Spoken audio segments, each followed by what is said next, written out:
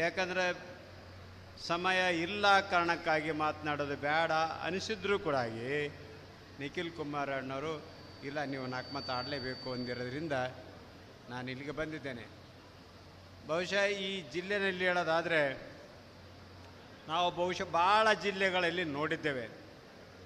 ಈ ಜಿಲ್ಲೆಯಲ್ಲಿ ಆದಷ್ಟು ಕೊಲೆ ಸುಲಿಗೆ ಎಷ್ಟಾಗ್ಯವ ಅಂತ ಕೇಳಿದರೆ ನಾವು ನಂಬಕ್ಕೆ ಬರಲಾರ್ದಷ್ಟು ಆಗಿದ್ದೇವೆ.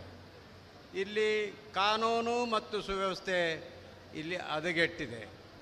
ಕಾನೂನು ಸುವ್ಯವಸ್ಥೆ ಇಲ್ಲ ಅನ್ನಂಗಾಗಿದೆ. ಇಲ್ಲಿ ಎಲ್ಲ ಸರ್ವೇಸಾಮಾನ್ಯ ಎಲ್ಲ ಜನಾಂಗ ಆ ಜಾತಿ ಈ ಜಾತಿ ಅಂತಲ್ಲ, ಎಲ್ಲ ವರ್ಗದ ಜನಾಂಗ ಭಯಭೀತರಾಗಿದ್ದಾರೆ. ಈ ಜಿಲ್ಲೆಯಲ್ಲಿ ವಿಶೇಷವಾಗಿ ಗುಲ್ಬರ್ಗ ಜಿಲ್ಲೆಯಲ್ಲಿ ಭಯಭೀತರಾಗಿದ್ದಾರೆ.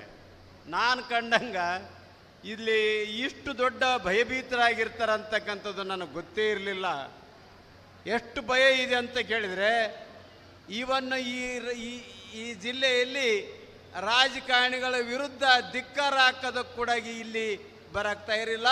ಇಲ್ಲಿ ಪ್ರಜಾಪ್ರಭುತ್ವ ಕಗ್ಗೊಲೆ ಆಗಿದೆ ಅಂದ್ರೇನು ತಪ್ಪಾಗಲಿಕ್ಕಿಲ್ಲ ಅಂತಕ್ಕಂಥ ಮಾತನ್ನು ಹೇಳಕ್ಕೆ ಬಯಸ್ತೀನಿ.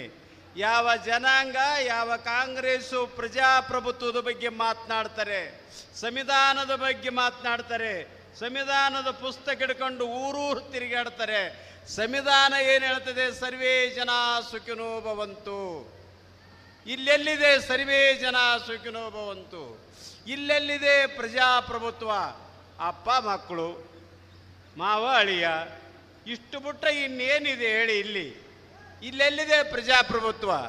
ಇಲ್ಲೆಲ್ಲಿದೆ ಸಾಮಾನ್ಯ ಬಡವ ಒಬ್ಬ ಸದಸ್ಯನಾಗೋದಕ್ಕೆ, ಒಬ್ಬ ಗ್ರಾಮ ಪಂಚಾಯತಿ, ತಾಲೂಕ್ ಪಂಚಾಯತಿ, ಜಿಲ್ಲಾ ಪಂಚಾಯತಿ ಮೆಂಬರ್ ಆಗೋದಕ್ಕೆ ಎಲ್ಲಿ ಆ ಶಕ್ತಿ ಇದೆ? ಇಲ್ಲಿ ಏನಿದ್ರೂ ಕೂಡ ದಾದಾಗಿರಿ ಯಾರು ಮಾಡ್ತಾರೆ ಅವರಿಗೆ ಅವಕಾಶ ಸಿಗತಕ್ಕಂಥದ್ದು ಇಲ್ಲಿ ಆಗಿದೆ ಅಂತಕ್ಕಂಥದ್ದು ನಾವು ಜನಗಳ ಬಾಯಿಯಿಂದ ತಿಳ್ಕೊಂಡಿದ್ದೇವೆ.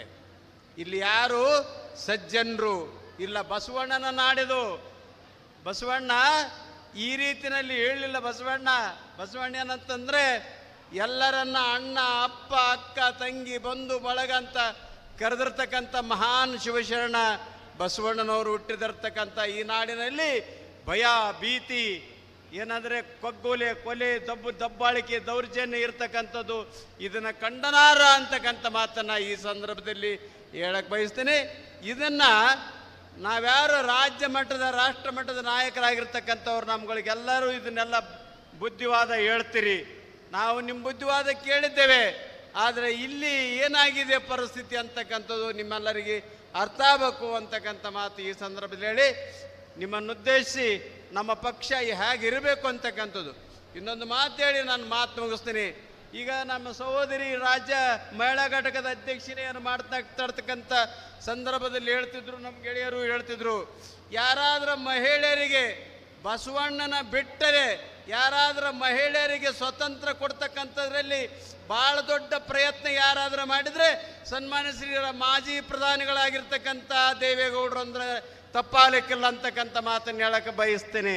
ಯಾಕೆ ಈ ಮಾತು ಹೇಳ್ತೇನೆ ಅಂದರೆ ಇವತ್ತೇನಾದರೆ ನೀವು ಮುಂದೆ ಶಾಸಕರಾಗ್ತೀರಿ, ಇಲ್ಲೇನು ಕುಂತಿರಲ್ಲ 33% ಮಹಿಳೆಯರಿಗೆ ರಿಸರ್ವೇಷನ್ ಮಾಡ್ತಕ್ಕಂಥ ಅವಕಾಶನ ಯಾರಾದರೂ ಭಾರತ ದೇಶದಲ್ಲಿ ಕಲ್ಪಿಸಿಕೊಟ್ಟಿದ್ರೆ ಅದು ಮಾತ್ರ ದೇವೇಗೌಡರು ಅಂತಕ್ಕಂಥದ್ದು ನಾವ್ಯಾರು ಮರೆಯುವಂತಿಲ್ಲ. ಅಷ್ಟೇ ಅಲ್ಲ, ಮಹಿಳೆಯರನ್ನ ಜಿಲ್ಲಾ ಪಂಚಾಯತಿ, ತಾಲೂಕು ಪಂಚಾಯತಿ, ಗ್ರಾಮ ಪಂಚಾಯತಿಗೆ, ದಲಿತರಿಗೆ ಅಧ್ಯಕ್ಷ ಮತ್ತು ಉಪಾಧ್ಯಕ್ಷ ಸ್ಥಾನಗಳನ್ನು ರಿಸರ್ವ್ ಮಾಡೋ ಮೂಲಕ ಅವ್ರಿಗೂ ಕೂಡ ಅವಕಾಶ ಕೊಟ್ಟಿರ್ತಕ್ಕಂಥ ಯಾವುದಾದ್ರೂ ವ್ಯಕ್ತಿ ಇದ್ದರೆ ಸನ್ಮಾನ್ಯ ಶ್ರೀ ದೇವೇಗೌಡರು ಅಂತಕ್ಕಂಥದ್ದು ನಾವ್ಯಾರೋ ಮರೆಯುವಂತಿಲ್ಲ ಅಂತಕ್ಕಂಥ ಮಾತನ್ನು ಹೇಳಕ್ಕೆ ಬಯಸ್ತೀನಿ.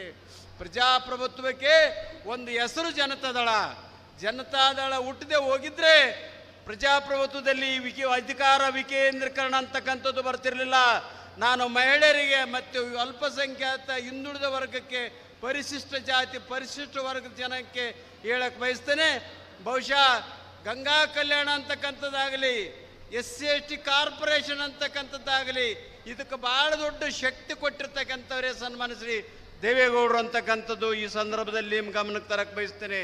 ಇಷ್ಟೆಲ್ಲ ಕಾಂಗ್ರೆಸ್ಸಿನವರಲ್ಲ, ಇವತ್ತು ನಿಮ್ಮ ಗಮನದಲ್ಲಿರಲಿ. ಇವತ್ತು 4% ರಿಸರ್ವೇಷನ್ ಯಾರಾದರೂ ಮುಸ್ಲ್ಮಾನ್ ಬಾಂಧವರಿಗೆ ಅಲ್ಪಸಂಖ್ಯಾತರಿಗೆ ಕೊಟ್ಟಿದ್ರೆ ಅದು ಮಾತ್ರ ದೇವೇಗೌಡರು ಅಂತಕ್ಕಂಥದ್ದು ನಿಮಗೆ ಗೊತ್ತಿದೆ ಅಂತಕ್ಕಂಥ ಮಾತನ್ನು ಹೇಳಕ್ ಬಯಸ್ತೇನೆ. ಬಂದು ಅದಕ್ಕೆ ಗ್ಯಾರಂಟಿ ಹೇಳಿದ್ರು ಈಗಿನ ಸರ್ಕಾರ. ನಾವು ಬಂದು ಅದು 24 ತಾಸಿನಲ್ಲೇ 4% ರಿಸರ್ವೇಶನ್ ಕೊಡ್ತೀವಿ ಅಂತ ಗ್ಯಾರಂಟಿ ಕೊಟ್ಟರು. ಎಲ್ಲಿದೆ ಮುಸಲ್ಮಾನ್ ಬಾಂಧವರಿಗೆ 4% ರಿಸರ್ವೇಶನು? ಗೊತ್ತಿರಲಿ. ಅಷ್ಟೇ ಅಲ್ಲ, ಪರಿಶಿಷ್ಟ ಜಾತಿ ಪರಿಶಿಷ್ಟ ಜನಾಂಗದಲ್ಲಿ ನಾವು ಒಳ ಮೀಸಲಾತಿ ತರ್ತೇವೆ. ಬಸವಣ್ಣನ ತತ್ವ ಯಥಾವತ್ತಾಗಿ ಪಾಲನೆ ಮಾಡ್ತೇವೆ. ಸರ್ವೇ ಜನ ಸುಖಿನೋ ಭವಂತಂತ ಹೇಳ್ತೇವೆ. ಎಲ್ಲರಿಗೆ ಅವರವರ ಜನಸಂಖ್ಯೆ ಆಧಾರದ ಮೇಲೆ ನಾವು ಅಧಿಕಾರ ಏನು ಹಣವನ್ನು ಹಂಚುತ್ತೇವೆ ಅಂತಕ್ಕಂಥ ಮಾತು ಹೇಳಿದರು. ಆದರೆ ಇಲ್ಲಿವರೆಗೆ ಒಳ ಮೀಸಲಾತಿ ತರ್ತಕ್ಕಂಥ ಕೆಲಸ ಮಾಡಲಿಲ್ಲ. ಇವರು ಎಲ್ಲಿ ಅಧಿಕಾರ ವಿಕೇಂದ್ರೀಕರಣ ಮಾಡಲಿಲ್ಲ, ಎಲ್ಲರಿಗೆ ಸಮಪಾಲು ಸಮಬಾಳು ಕೊಡಲಿಲ್ಲ ಅಂತಕ್ಕಂಥ ಮಾತು ಹೇಳಕ್ಕೆ ಬಯಸ್ತೇನೆ. ಇವರೇನು ಗ್ಯಾರಂಟಿ ಕೊಟ್ಟರು ಅವು ಯಾವೂ ಗ್ಯಾರಂಟಿಗಳು ಕೂಡ ಸರಿಯಾಗಿ ಜನಾಂಗಕ್ಕೆ ತಲುಪ್ತೇ ಇಲ್ಲ ಅಂತಕ್ಕಂಥ ಮಾತು ಹೇಳಿ ನನಗೆ ಮಾತನಾಡ್ತಕ್ಕಂಥ ಅವಕಾಶ ಕೊಟ್ಟಿರ್ತಕ್ಕಂಥ ಕಲಬುರಗಿ ಗ್ರಾಮದ ಯಾವತ್ತೂ ಸಮಸ್ತ ನಾಗರಿಕ ಬಂಧುಗಳಿಗೆ ಮತ್ತು ನಮ್ಮ ಮಾನ್ಯ ಅಧ್ಯಕ್ಷರಿಗೆ, ವೇದಿಕೆ ಮೇಲೆ ಕುಂತಿರ್ತಕ್ಕಂಥ ಎಲ್ಲ ಮಾನ್ಯರ ಸುದ್ದಿ ಮಾಧ್ಯಮ ಎಲ್ಲ ಬಂಧುಗಳಿಗೆ ಗೌರವಪೂರ್ವಕವಾದಂಥ ರೀತಿಯಲ್ಲಿ ನಮಸ್ಕಾರ ಹೇಳಿ ನನ್ನ ಮಾತು ಮುಗಿಸ್ತೀನಿ. ಜೈ ಹಿಂದ್, ಜೈ ಕರ್ನಾಟಕ.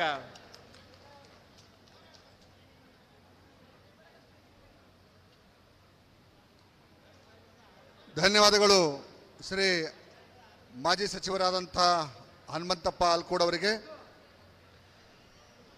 ಜನತಾದಳ ಪಕ್ಷದೊಂದಿಗೆ 3 ತಲೆಮಾರಿನ ಅವಿನಾಭಾವ ಸಂಬಂಧವನ್ನು, ನಂಟನ್ನು, ಗೆಳೆತನವನ್ನು ಹೊಂದಿದಂಥ ಒಂದು ಕುಟುಂಬದ ಹೆಸರು ಕಂದುಕೂರು ಫ್ಯಾಮಿಲಿ. ಹಿರಿಯರಾದಂಥ ಸನ್ಮಾನ್ಯ ಶ್ರೀ ಸದಾ